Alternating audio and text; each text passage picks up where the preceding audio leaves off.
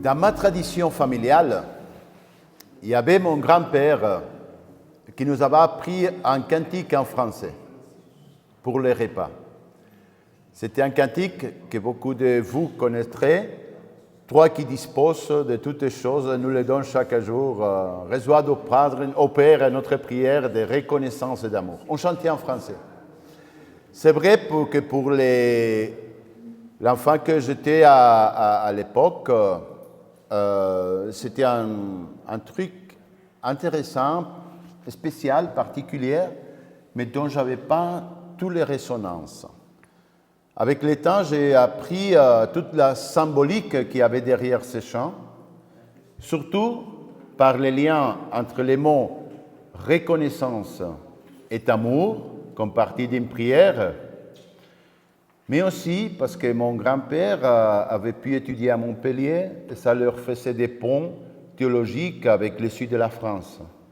Parce que sa sœur avait dû fuir un refuge de la persécution de la dictature de Franco avec son mari, le pasteur Mangado. Et donc, les fils et les petits-fils sont maintenant dans l'Église protestante unie de France comme des pasteurs et des références dont Emmanuel Mouillon m'a récemment amené des salutations. Donc, c'était les refuges, la persécution, la formation théologique, les ponts, les transfrontalières. On chantait comme si rien, mais en fait, il y avait toute une symbolique cachée derrière les faits de continuer à chanter en famille ces petits chants, cette petite strophe. Aujourd'hui, je réalise que dans la paroisse où je suis pasteur, de moins en moins ces cantiques ont le même univers symbolique qu'ils avaient pour moi à mon époque.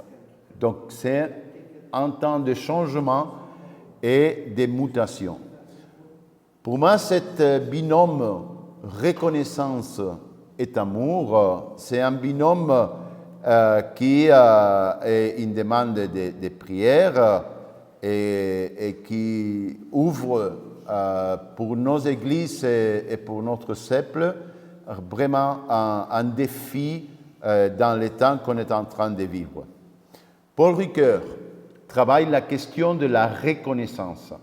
Et dans un bouquin, Chemin de reconnaissance, il célèbre la polysémie, dont la langue française en particulier a pour reconnaissance, et il travaille à partir des dictionnaires de Littré et les grands Robert, et il part dans des questions de Kant, Bergson, surtout Hegel, célébrant cette polysémie d'acceptation-reconnaissance, de reconnaissance-identification, mais aussi de reconnaissance-remerciement. Donc, je vais vous inviter par l'invitation qu'on a reçue du professeur Félix Moser dans notre colloque d'octobre à explorer un peu ce chemin de la question de la reconnaissance. En octobre 2020, le professeur Félix Moser, dans les colloques qu'on a eus et dont vous pouvez avoir dans notre page web à la CEPL les conférences et les interventions, il faisait une analyse des solas de la réformation protestante. Et lorsqu'il parlait de la grâce, il disait sola gratia me parle de reconnaissance. Comment me reconnaître? Reconnaître les autres et les faire cette reconnaissance de moi à travers les regards de mes contemporains.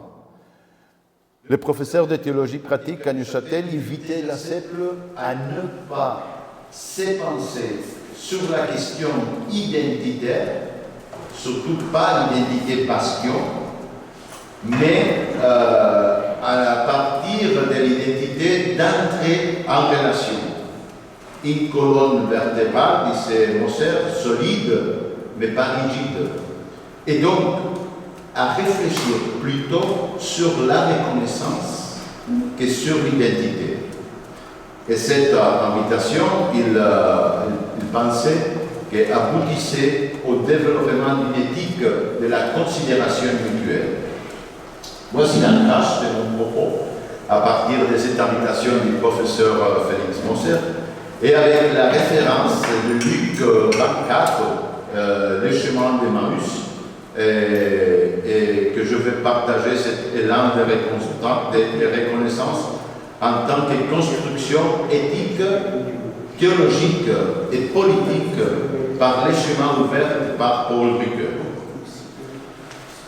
Je parle maintenant sur le texte de Luc 24 que vous connaissez tous et toutes par cœur, leur jeu s'ouvrir. Le texte de l'évangile de Luc est un des textes qui donne des preuves historiques de la résurrection, ou qui essaye de donner des preuves historiques de la résurrection, à partir des témoignages dont le Nouveau Testament nous donne la nouvelle. Mais comme signale le professeur catholique espagnol Torres Queiruga dans son livre Repenser la résurrection, l'historicité de ces textes, je m'excuse, j'emploie des termes en français qui peut-être ne sont pas du tout du français, mais vous êtes aimable avec moi. J'ai essayé de faire la comparaison avec le dictionnaire, mais je n'ai pas toujours réussi. Donc, si des fois je pars là, vous pouvez m'arrêter et je reviens en bon français. Donc, Torres Queiruga dit, la résurrection, l'historicité de la résurrection n'est pas de l'historiographie. Donc, ce n'est pas une question d'une démonstration, comme on fait souvent, par une historiographie rationnelle. Donc, une preuve historique, c'est un témoignage qui dit « cela est exact ». Mais l'intérêt de ces textes et son historicité est plutôt une expérience vitale. Peut-on reconnaître les mêmes vécus, les mêmes émotions, la même présence de l'Esprit et du Christ vivant dans notre expérience de la foi? Et c'est à ça que le professeur Torres Queiruga situe l'historicité. L'historicité, ce n'est pas l'exactitude, mais la certitude de l'expérience vitale de la résurrection. Donc, un exemple similaire, c'est la question de la Pâque, le Pessah juif, dont nous, on vit chaque année l'actualisation de l'événement. Donc la vertu historique de ce témoignage, c'est événementiel. Ça c'est un des mots, je n'étais pas très sûr si c'était français. Et donc d'actualisation du même élan de vie par la présence du Maître, en toute syntonie avec les chemins de la Pessah juive, comme un geste de libération pour les présents, en faisant mémoire des gestes libérateurs du Dieu de l'histoire dans le passé. Ce que nous raconte le chemin d'Emmaüs, c'est une rencontre, une présence, au milieu de cet état de frustration, d'absence de Dieu, avec lesquels s'est confrontée les premières communautés chrétiennes. Tous les éléments d'intervention de Jésus dans ce texte de Luc 24, ce sont des éléments, rappel de la promesse, explication de l'écriture, partage de pain. Finalement, ce sont tous des gestes liturgiques de celui qui marche avec nous, compromis. Mais leur jeu, le jeu des disciples, était fermé, incapable de les reconnaître. La difficulté qui est à la base, je crois qui est à la base de cette rencontre, c'est le passage de la mémoire à la promesse. Donc je reprends ici des termes dont je parlerai à partir de Paul Ricoeur. Les passages de la mémoire à la promesse. Les disciples d'Emmaüs sont restés à l'espoir d'une réalisation de la messianité de Jésus qu'ils ne peuvent reconnaître dans le Christ lui-même. Ils avaient une idéalisation qu'ils ne reconnaissent pas quand le Christ est avec eux. Pour eux, il n'est plus vivant, il est mort. Ils ont reconnu la passion, les sacrifices, mais ils sont incapables de reconnaître la vie au milieu d'eux et sa manifestation dans les enseignements qu'ils avaient reçus. Ces manques de reconnaissance n'est pas seulement la difficulté de reconnaître le Christ, mais aussi de reconnaître sa propre mission et donc la vie de Christ en eux et ses communautés.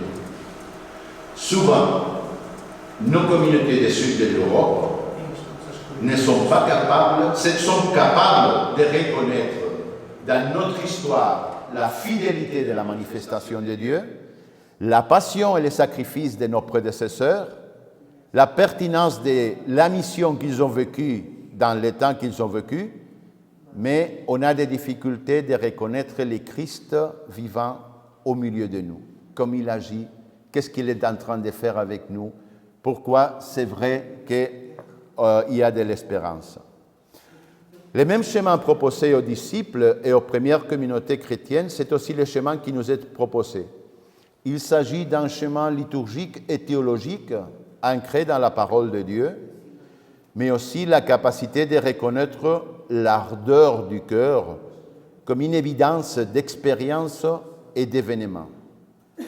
Ouvrir les yeux sur nos réalités complexes, frustrantes parfois, pour voir la vie du Christ en nous qui se manifeste, c'est l'élan de la résurrection. Le professeur Moser nous parlait des moments de grâce où je peux me reconnaître tel que je suis sans besoin d'être quelqu'un d'autre. Et ça, il appelait les moments de grâce. C'est déjà la joie. Ce n'est pas le conformisme, hein, je ne veux pas aller dans ce chemin. Mais c'est la grâce de me reconnaître tel que je suis. Ma grandeur, ma petitesse, mes problèmes, je n'ai pas besoin d'être un autre. Donc, deuxième moment, je vais partir sur une réflexion à partir du choc pandémique.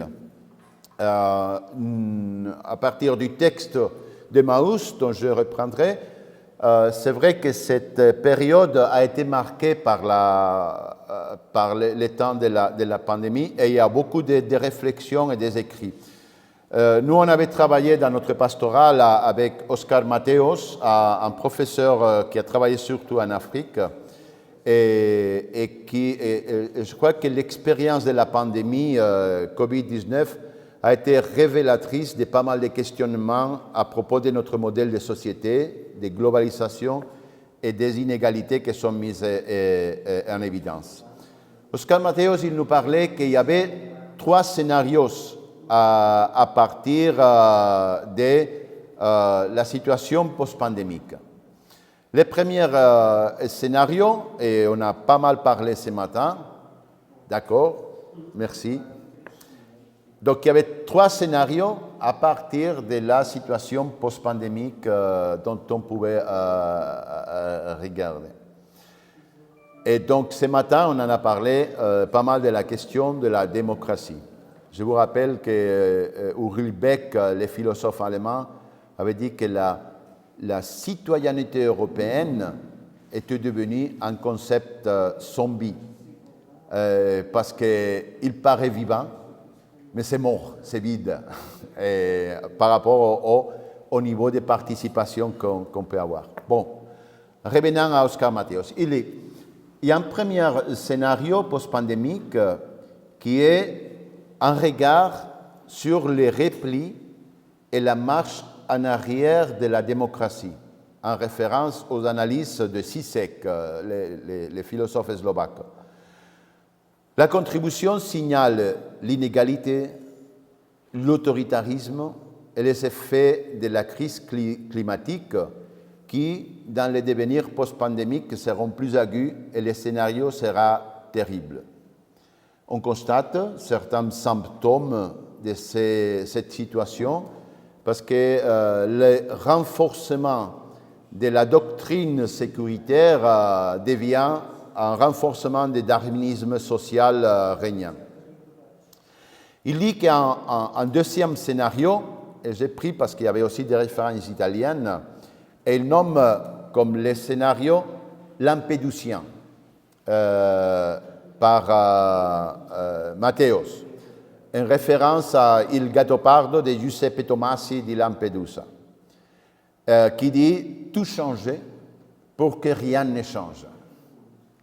Matthäus considère que c'est le scénario le plus probable pour l'Europe et devrait regarder les droits sociaux et les soins sanitaires. Mais c'est trompeux parce que c'est le cadre même qui doit être mis en question. Les changements climatiques, la révolution digitale ouvrent tout un débat, mais s'il n'y a pas un vrai changement du cadre, on ne va rien changer finalement. Mais il appelle à un troisième scénario.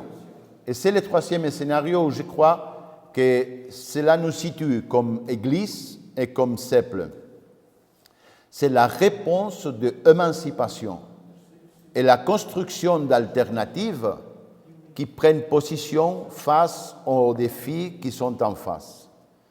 Les politiques sociales et culturelles pour les prochaines générations doivent mettre en question les systèmes économiques dans la perspective de l'écodépendance. La vie et les soins sont dans le respect des limites qui doivent être au centre. La vie et les soins. Dans les défis des civilisations et des contrats sociaux, les églises ont une voix qui ne peut pas se taire. En tant que partie intégrante de la société civile, elle est nécessaire, sa voix, pour une réponse de valeur et surtout d'espérance.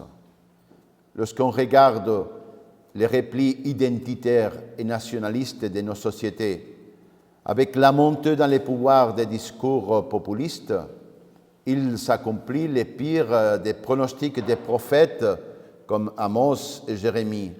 Ils rêvent que de ses propres rêves et ils ne reçoivent que ce qu'ils veulent entendre. Cette autosatisfaction nous rappelle avec force le positionnement des églises lors de la confession de Barmen ou de l'apartheid.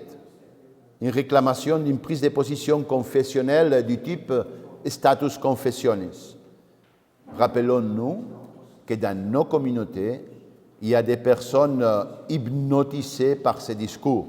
On a fait des références aussi ce matin, pas seulement dans nos églises, mais dans le monde chrétien. Et comme majeur, il y avait une partie des églises qui justifiait l'apartheid ou le nazisme, ou des positions des dirigeants politiques de ces populismes suprémacistes, antimigratoires, racistes et antiféministes. Il faudrait aussi parler des nouvelles formes d'apartheid contre les Palestiniens, par exemple. Donc, il ne s'agit pas seulement d'un repli hors les églises, mais de quelque chose qui a une certaine perméabilité dans nos églises, à l'intérieur de nos églises, dans la tête et le cœur de nos membres. Et le peur et les incertitudes provoquées par le panorama social et politique réclament une attitude confessionnelle orientée à l'espérance. Stéphane Hessel et Edgar Morin, qui avaient écrit sur la question des indignés, ils proposent que face au capitalisme financier et la purification nationale, il faut un changement individuel et social qui réforme la politique, la pensée, la société et les modes de vie qui se conjuguent pour une métamorphose de la société. Le pape François, il parle aussi d'un temps de fraternité et de conversion. Quelle est donc la proposition que je veux partager avec vous à partir des réflexions de Paul Ricoeur et Axel Honneth? Honneth écrit à propos des travaux de Ricoeur comme les formes de la reconnaissance qui étaient établies auparavant par Hegel sont dans amour, droit, évaluation. Valorisation. Et donc, pour lui, ces trois formes de reconnaissance, donc je suis dans notre sujet, correspondent à trois formes de mépris qu'il situe dans les origines des conflits sociaux. La possibilité d'un changement social part de la reconnaissance mutuelle. Est-elle à la base d'une éthique liée à la théorie de la reconnaissance? Il faut mentionner que toute la théologie de la décolonisation et les théologies pour un autre monde possible, dont les théologies féministes ou de la négritude, ont aussi un pied sur cette théorie de la reconnaissance. Pour Ricoeur, il y a un premier procès dont il faut tenir compte. C'est le passage des considérations de la reconnaissance dans son sens actif, je reconnais, à sa voix passive, je suis reconnu. Et c'est dans ces passages de je reconnais à je suis reconnu qu'il y a tout un changement des sociétés. Parce que je sors de la reconnaissance identitaire qui veut le contrôle à la reconnaissance dans un rapport de réciprocité.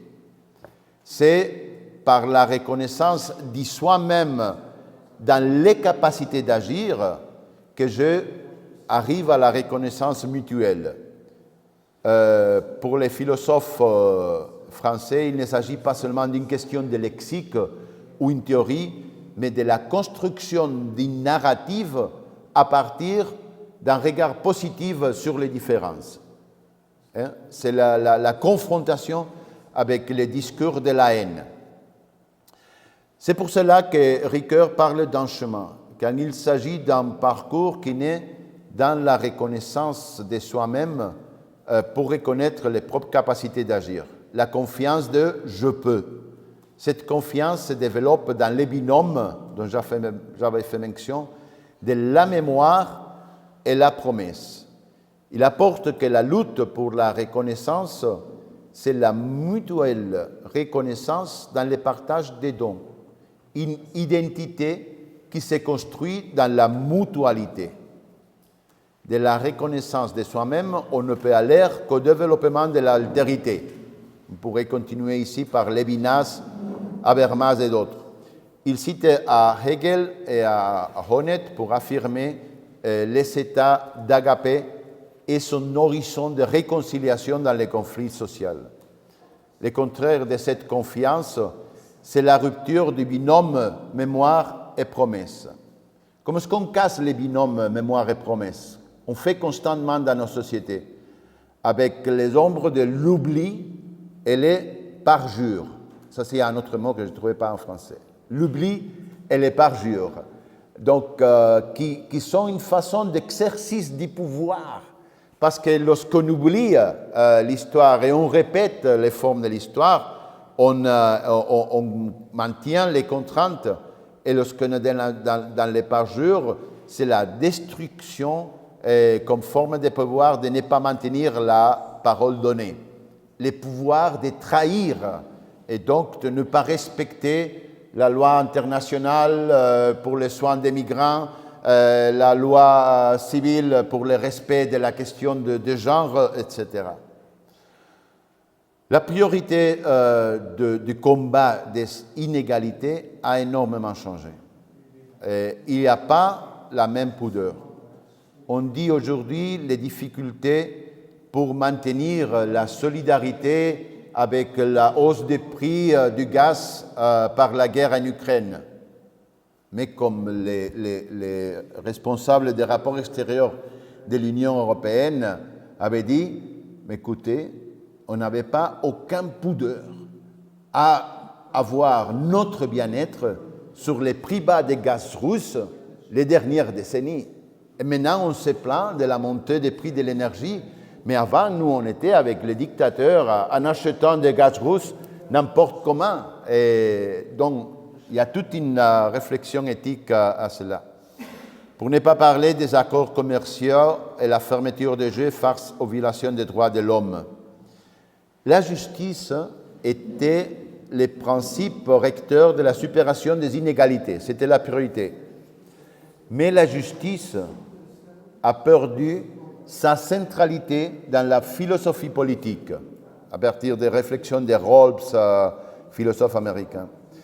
Et on a commencé à parler de prévenir l'humiliation et le mépris.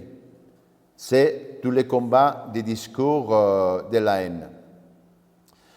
À la suite des réflexions de Paul Ricoeur, Axel Honneth signale ce déplacement des catégories d'égalité et équité à les catégories de dignité et respect. Pour Honneth, la question, c'est la réaction contre les trois formes de mépris qu'on avait mentionnées. La première forme de mépris, c'est la violence physique, humiliation, torture ou violation, qui prive les sujets de sa autonomie physique.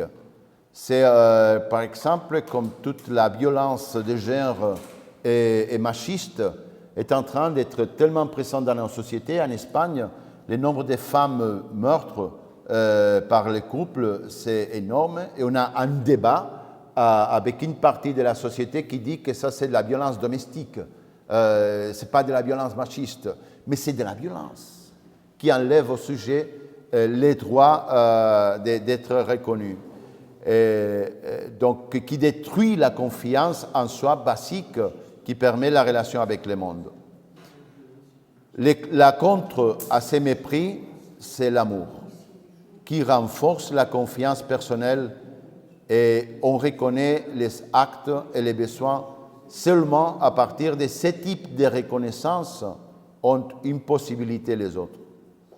La deuxième forme de mépris, c'est la privation des droits et l'exclusion sociale. La société refuse la reconnaissance morale d'une personne juridique de pleine valeur. La reconnaissance qui manque, c'est par exemple lorsqu'on regarde une perte des droits, par exemple des migrants. Dans l'Europe, dans les CECA, les systèmes européens d'accueil et d'asile, on ne devait jamais accepter la détention des réfugiés. Parce que il n'y a pas un délit dans ce qu'il y a, mais il y a la détention et il y a la perte des droits civils de ces réfugiés et de ces étrangers, par exemple avec ce qu'on appelle la dévolution au chaud, qui arrive à la frontière de Ceuta et Melilla. Tu entres par la frontière et sans étudier ton cas, on te rend tout de suite à l'autre côté de la frontière. Ça, c'est une violation du droit international. Donc, cette perte, c'est une façon de mépris par la privation des droits. La reconnaissance qui correspond à ce mépris, c'est les droits. C'est la considération de l'individu comme atteint des mêmes droits. L'attitude, c'est le respect élémental de soi-même. Parce que c'est à partir du respect de soi-même qu'on considère l'universalisme et la inaliénabilité des droits. Si on casse l'universal et l'inaliénable des droits, on est en train de casser tous les systèmes des droits et l'empire de la loi. Le troisième type de mépris, c'est la dégradation de la valeur sociale des formes de réalisation de soi. Il arrive quand les sujets n'obtiennent pas l'appréciation sociale de ses capacités. La reconnaissance correspondante, c'est la valorisation. C'est là que je patine un peu. L'appropriation solidaire des capacités individuelles. C'est la reconnaissance de la réciprocité qui implique la responsabilité éthique et l'empathie affective. C'est donc le cadre de l'amour, du droit et de la valuation, solidarité, qui établit les conditions formelles des rapports entre personnes pour garantir au sujet la dignité et l'intégrité. Et donc, comme on a regardé dans les textes de Luc 24, c'est justement cette reconnaissance qui joue dans la communauté lorsqu'on reconnaît le Christ au moment de partager le pain. Parce que la communion, c'est validation de la présence de Christ, c'est évaluation de la présence de Christ, mais c'est aussi la réalité que c'est cette communauté qui est témoignage et vie du même Christ. Donc, nos communautés qui ont été facteurs d'intégration et de reconnaissance, nos églises, les églises chrétiennes et les mouvements basé dans la foi, on pourrait parler dans l'ensemble de l'interreligieux, ont ces valeurs de la reconnaissance dans la mise en valeur des personnes, dans l'accueil, dans l'amour et dans le travail de la dignité par l'évaluation. Et nous, qu'on est dans diaspora, comme l'Olivier ici, dissémination, on a reconnu combien de mal nous a fait la manque de reconnaissance, l'invisibilité, l'effacement dans l'histoire de la présence et l'activité des petites communautés, des gestes de rien du tout, comme chanter un petit chant en français, Toi qui disposes, qui avait cependant toute une histoire et toute une charge symbolique énorme pour la résistance, pour la résilience. Donc, avec le professeur Félix Moser, je crois que cette question de la reconnaissance, dans les deux sens, acceptation, évaluation, voir ce qui est vrai, et aussi des remerciements, c'est un des grands défis que nos églises ont en face. Ce que je vous propose, on ouvre maintenant un petit moment d'éclaircissement parce que je voyais que je peut-être, par mon français, peut-être n'était pas assez clair. Mais je vous propose que les questions soient: quelles sont les reconnaissances qu'on a dans le sens de validation et remerciement?